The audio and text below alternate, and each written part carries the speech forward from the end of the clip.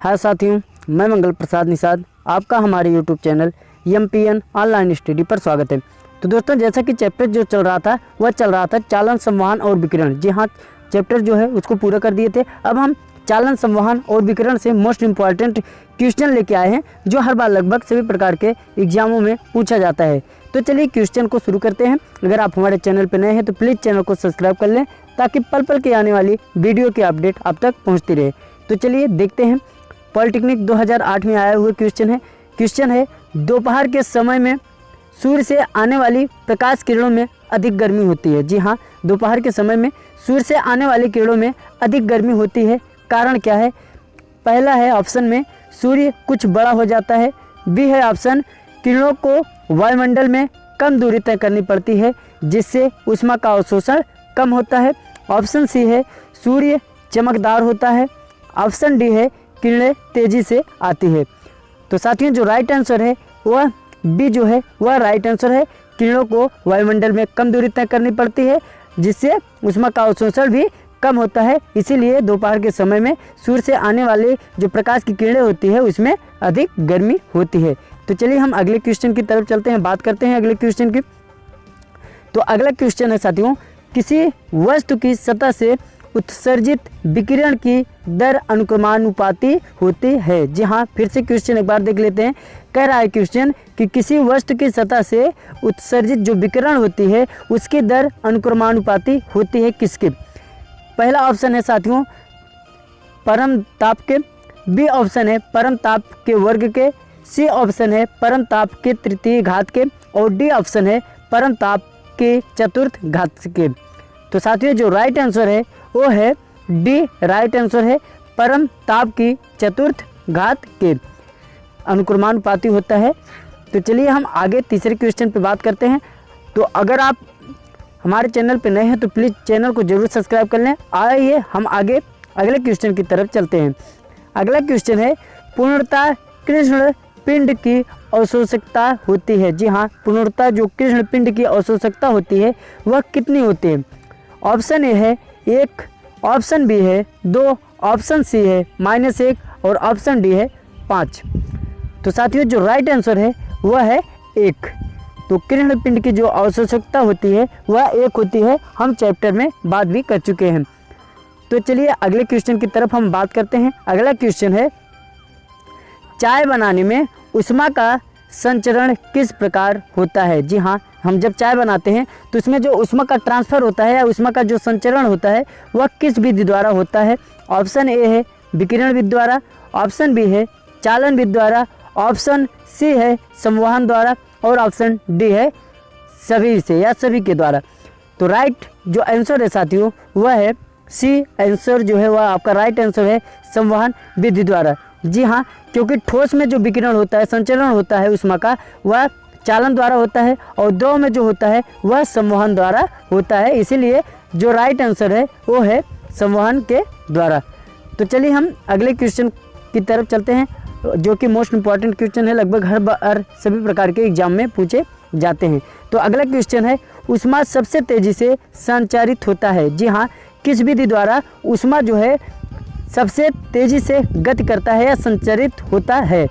पहला है संवहन द्वारा, दूसरा है विकिरण द्वारा, तीसरा है चालन द्वारा, और डी है चौथा है सभी में समान होता है।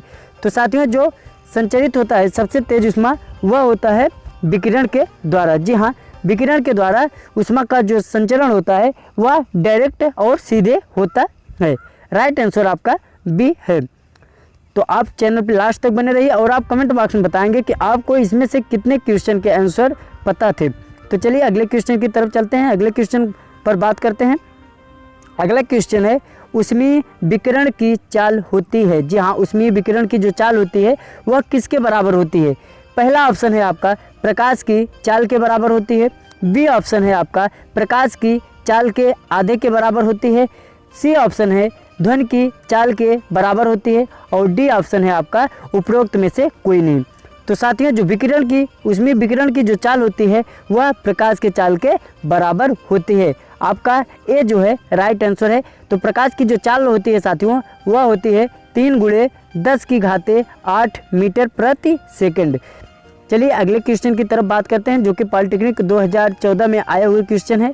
क्वेश्चन है, सूर्य के प्रकाश की ऊर्जा पृथ्वी तक पहुंचती है। जी हाँ, सूर्य के जो प्रकाश की ऊर्जा होती है वह पृथ्वी तक किस विधि द्वारा पहुंचती है? पहला ऑप्शन ए है चालन विधि द्वारा, ऑप्शन बी है संवहन विधि द्वारा, ऑप्शन सी है विकिरण द्वारा और ऑप्शन डी है चालन एवं संवहन द्वारा। तो साथियों, जब हम चैप्टर में बात कर रहे थे तो आपको बताए थे सूर्य से जो किरण निकलती है या जो संचालन होता है प्रकाश का, तो वह किस विधि द्वारा होता है?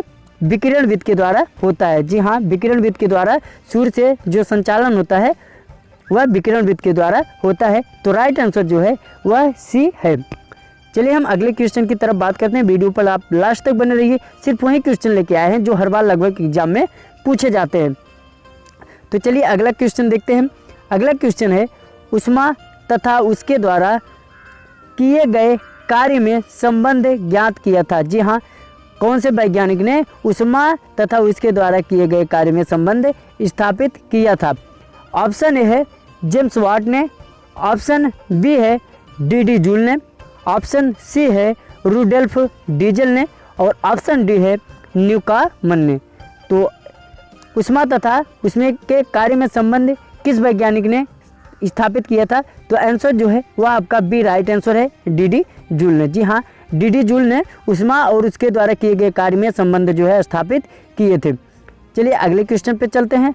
अगला क्वेश्चन है साथियों, ऊष्मा चालन की वह विधि जिसमें अणु अपना स्थान नहीं बदलते। जी हाँ, ऊष्मा चालन की वह कौन सी विधि है जिसमें अणु जो है वो अपना स्थान नहीं बदलते हैं? पहला ऑप्शन है चालन विधि, बी ऑप्शन है संवहन विधि, सी ऑप्शन है विकिरण विधि, डी ऑप्शन है ये सभी। तो साथियों, जब हम बात कर रहे थे तो इसका राइट आंसर जो है पहले हम जान लेते हैं। राइट आंसर जो है वह है चालन विधि। जी हाँ, चालन विधि में क्या होता है? ऊष्मा जो अणु होते हैं वो ऊष्मा को अवशोषित करने के बाद अपने पड़ोसी वाले अणु को ऊष्मा ट्रांसफ़र कर देते हैं, बल्कि अपना स्थान नहीं बदलते हैं। तो राइट आंसर जो है वह ए राइट आंसर है, चालन विधि। आगे चलते हैं साथियों, अगले क्वेश्चन की तरफ बात करते हैं। अगला क्वेश्चन है, द्रव की ऊष्मा चालकता ज्ञात करने के लिए हम ऊपर का भाग गर्म और नीचे का भाग ठंडा रखते हैं, जिससे पहला ऑप्शन है संवहन नहीं होता है, बी ऑप्शन है विकिरण रोकने के लिए, सी ऑप्शन है नीचे की ओर ऊष्मा संचालन सरल रहता है और डी ऑप्शन है वायु भरने से कोई लाभ नहीं मिलता है। तो साथियों, जो राइट आंसर है, द्रव की ऊष्मा चालकता ज्ञात करने के लिए हम ऊपर के भाग को गर्म और नीचे के भाग को ठंडा रखते हैं, जिससे कि संवहन नहीं होता। जी हाँ, राइट आंसर जो है वो आपका ए राइट आंसर है, जिससे कि संवहन नहीं होता, इसीलिए हम नीचे के भाग को ठंडा और ऊपर के भाग को गर्म रखते हैं। आगे चलते हैं, अगले क्वेश्चन की तरफ बात करते हैं। अगला क्वेश्चन है, किसी पदार्थ का ताप धीरे धीरे बढ़ने पर आप कौन सा रंग देखोगे? जी हाँ, जब हम किसी पदार्थ को गर्म करते हैं, यदि ताप धीरे धीरे बढ़ता है तो आप कौन सा रंग देखेंगे? पहला ऑप्शन है सफ़ेद रंग देखेंगे, बी ऑप्शन है पीला रंग देखेंगे, सी ऑप्शन है हरा रंग देखेंगे, डी ऑप्शन है लाल रंग देखेंगे। तो साथियों, राइट आंसर जो है वह है ए सफ़ेद। जी हाँ, यदि किसी पदार्थ का ताप धीरे धीरे बढ़ रहा है तो आप जो रंग देखेंगे वह सफ़ेद देखेंगे। कुछ लोग ज़्यादा से ज़्यादा लाल रंग पे मार देते हैं, अगर टेम्परेचर बढ़ता है तो लाल रंग होता है, तो ये गलत है। जब टेम्परेचर धीरे धीरे बढ़ेगा तो वस्तु का जो पदार्थ का रंग होता है साथियों वह सफ़ेद होता है। आखिरी क्वेश्चन पे चलते हैं। आप कमेंट में ज़रूर बताएंगे अगर आपको किसी भी प्रकार की दिक्कत हो। तो चलिए देखते हैं। अगला क्वेश्चन है, ऊष्मा संचरण की वह विधि जिसमें अणुओं की पारस्परिक टक्कर द्वारा ऊष्मा का संचरण होता है। जी हाँ, वह कौन सी ऊष्मा की संचरण विधि है जिसमें अणुओं की पारस्परिक टक्करों द्वारा ऊष्मा का संचरण होता है?